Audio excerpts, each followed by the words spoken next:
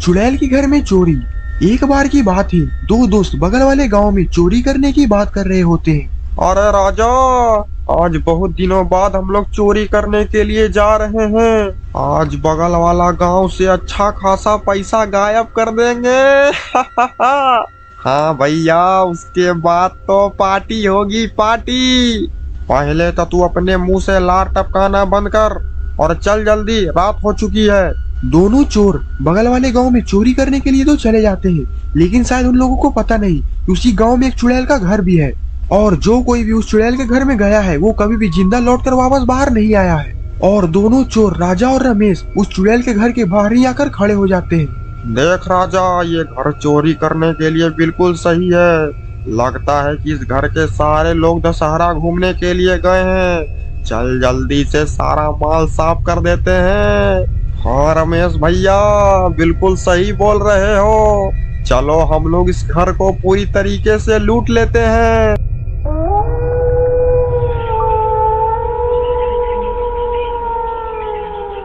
सुन राजा, मैं यहीं पर खड़ा होकर देखता हूँ कि कोई अंदर ना आ जाए।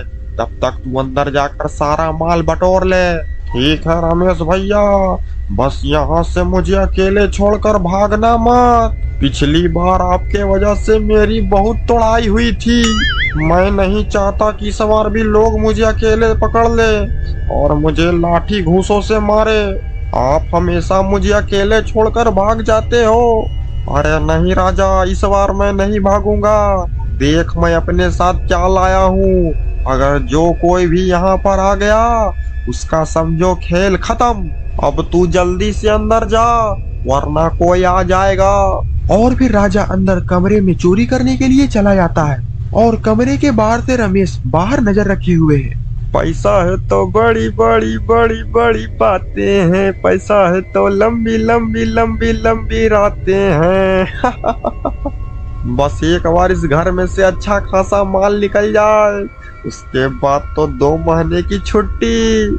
लेकिन इस घर के चुड़ैल को शायद पता चल चुका है कि इसके घर में कोई चोरी कर रहा है। ये घर के बाहर से दौड़ी दौड़ी अपने घर के अंदर जा रही है।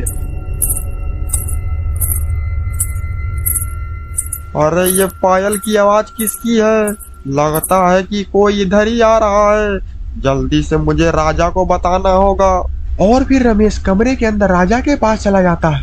अरे क्या हुआ रमेश भैया, आप दौड़े दौड़े क्यों आ रहे हैं? अरे राजा, मैंने अभी अभी पायल की आवाज सुनी है। अगर यहाँ पर कोई आ गया तो वो हमारी बाजा बजा देगा। इससे पहले कि यहाँ पर कोई आ जाए हमें कहीं पर छिपना होगा। और फिर राजा और रमेश उसी कमरे में छिप जाते हैं, और तभी वहाँ पर उस घर की चुड़ैल आ जाती है। अरे बहुत दिनों बाद मेरे घर में इंसानों की खुशबू आ रही है। आज तो लगता है कि पार्टी होगा। कहाँ हो? बाहर आ जाओ, मुझे बहुत भूख लगी है। आओ मेरी भूख मिटाओ। अरे रमेश भैया, ये तो चुड़ैल है और ये तो हमें ही खाने को बोल रही है। हाँ राजा, लगता है कि हम लोग गलत घर में घुस चुके हैं। हम लोग तो यहाँ चोरी करने आए थे और इस चुड़ैल के चक्कर में पड़ गए, और अब ये चुड़ैल हम लोग को नहीं छोड़ेगी। अब तुम लोग जल्दी से बाहर आ जाओ, मैंने तुम लोग को देख लिया है। अरे बाहर निकल जा, इसने हमें देख लिया। और फिर रमेश और राजा दोनों चुड़ैल के सामने आ जाते हैं। अरे हमें माफ कर दीजिए चुड़ैल जी, हम लोग बहुत शरीफ हैं। हम लोग तो बस आपके घर में चोरी करने के लिए आए थे।